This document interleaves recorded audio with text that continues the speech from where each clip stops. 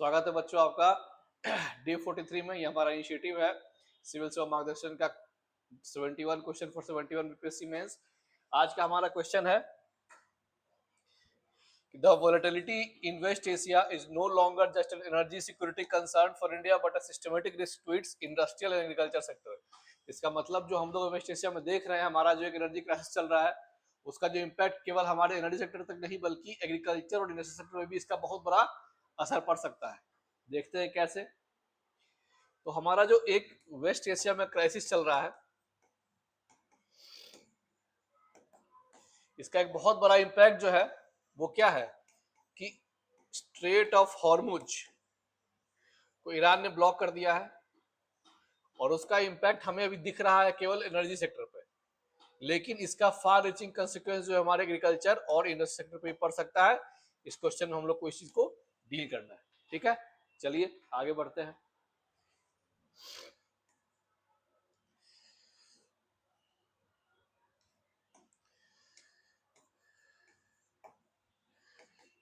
The West Asia crisis has deeply impacted the global supply chain. India, being one of the largest importer of its energy needs, has seen an energy crisis in recent days. हम लोग क्या देख रहे हैं अभी India में, खास करके अगर हम लोग मैप से समझेंगे तो ये हमारा प्यारा भारत है और ये एरिया जो है, ये अफ्रीकन रीजन हो गया। ये एरिया जो है ये स्टेट ऑफ हॉर्मुज का एरिया और इसको ईरान ने कंप्लीटली ब्लॉक कर दिया है। और इस ब्लॉकेड का असर ये हुआ है, इंडिया जो कि लगभग 85% अपने एनर्जी रिक्वायरमेंट के लिए इंपोर्ट पर डिपेंडेंट है, उस 85% में से लगभग आधा, लगभग 50% जो हमारा इंपोर्ट था एनर्जी का, वो वेस्ट एशिया के स्टेट ऑफ हॉर्मुज से आता था, जो कंप्लीटली ब्लॉक हो चुका है। इसीलिए हम लोग देख रहे हैं अभी हमारे पास एलपीजी शॉर्टेज हम लोग देख रहे हैं, लगातार पेट्रोल डीजल की जो प्राइसेस बढ़ रही हैं वो हम लोग देख रहे हैं। तो ये हमारा एनर्जी सेक्टर पे इसका काफी बड़ा इम्पैक्ट पड़ा है। और इसका इंपॉर्टेंस जो स्टेट ऑफ हॉर्मुज हम लोग ऐसे देख सकते हैं डेटा कि 2025 में लगभग 100 बिलियन डॉलर के आसपास का ग्लोबल ट्रेड इस ट्रेड रूट से हुआ था, जो कंप्लीटली अभी इसको ईरान ने ब्लॉक कर दिया है। ठीक है, तो एनर्जी सेक्टर पे तो हम लोग देख रहे हैं क्या इंपैक्ट पड़ेगा। हालांकि इंडिया ने इससे थोड़ा सा एक स्ट्रेटेजिक मूव लिया है। इंडिया अपना स्ट्रेटेजिक पेट्रोलियम रिजर्व जो है उसको यूज कर रहा है, जो कि इंडिया में 3 जगह है, विशाखापट्टनम में है, बेंगलुरु में है और पेद्दूर में। 3 जगह है जहां पे हमारे पास 25 दिन का क्रूड ऑयल और 25 दिन का हमारे पास पेट्रोलियम में अलग अलग पेट्रोल डीजल हमारे पास अवेलेबल है। लेकिन अगर ये क्राइसिस लंबा चलता है तो हम लोग देख सकते हैं कि नॉर्मल पेट्रोल डीजल के प्राइसेस भी काफी बढ़ सकते हैं। अभी हमने देखा था कि एक्स्ट्रा परफॉर्मेंस का प्राइस बढ़ गया था और इंडस्ट्रियल डीजल का प्राइस भी काफी बढ़ गया था। तो ये तो हो गई एनर्जी सेक्टर की बात कि एनर्जी सेक्टर में इंडिया जो है डिपेंडेंट है अपने इंपोर्ट पे, इसलिए इसका सीधा प्रभाव दिख रहा है। लेकिन हमारा जो एग्रीकल्चर सेक्टर है, उसकी हम लोग बात करें तो अभी चूंकि हमारा एग्रीकल्चर पे ऑफ सीजन चल रहा है, लेकिन मानसून के जस्ट बाद जैसे ही मानसून आएगा उसके बाद हम देखेंगे क्या खरीफ क्रॉप को सो किया जाएगा। और हमारा एक बहुत बड़ा इनपुट क्या है, फर्टिलाइजर। और फर्टिलाइजर का बहुत बड़ा कंपोनेंट इसको हम लोग कहते हैं सल्फर।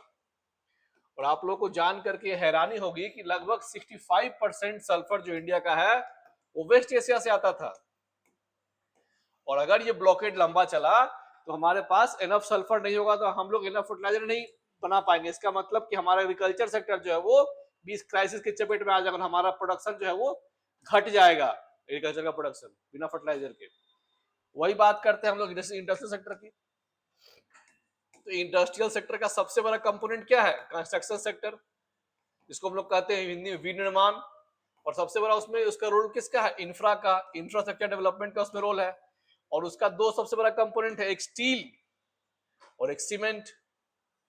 तो स्टील का एक बहुत बड़ा कंपोनेंट है, इसको हम लोग कहते हैं रॉ आयरन या फिर DRI बोलते हैं इसको, डायरेक्ट रिड्यूस्ड आयरन। ये भी हम लोग इंपोर्ट करते हैं वेस्ट एशिया से।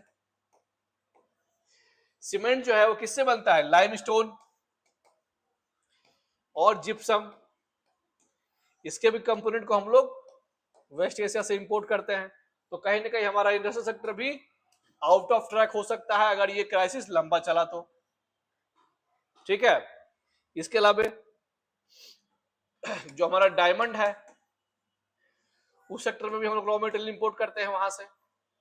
हमारा जो पावर सेक्टर है वो भी डिपेंडेंट है उस इंपोर्ट फ्रॉम वेस्ट एशिया से। यानी कि हम देख रहे हैं कि हमारे इकोनॉमी पे फार रीचिंग कंसिक्वेंसेस हो सकते हैं इस क्राइसिस के। ये जो क्राइसिस अनफोल्ड हो रहा है, तो हमारे लिए वे फॉरवर्ड क्या हो सकता है, हमारे लिए वे फॉरवर्ड यही हो सकता है कि इंडिया जो है वो डिप्लोमैटिक तरीके से एक पीस की बात करें इस वॉर में, और ट्राई करें कि हम लोग अल्टरनेटिव सोर्सेस जो है, हमारे जो भी इंपोर्ट नीड्स है उनको हम लोग फुलफिल करेंगे अल्टरनेट सोर्सेस से। लेकिन ये तो शॉर्ट टर्म की बात होगी। लॉन्ग टर्म में हम लोग को ट्राई करना पड़ेगा कि we need to achieve self Reliance.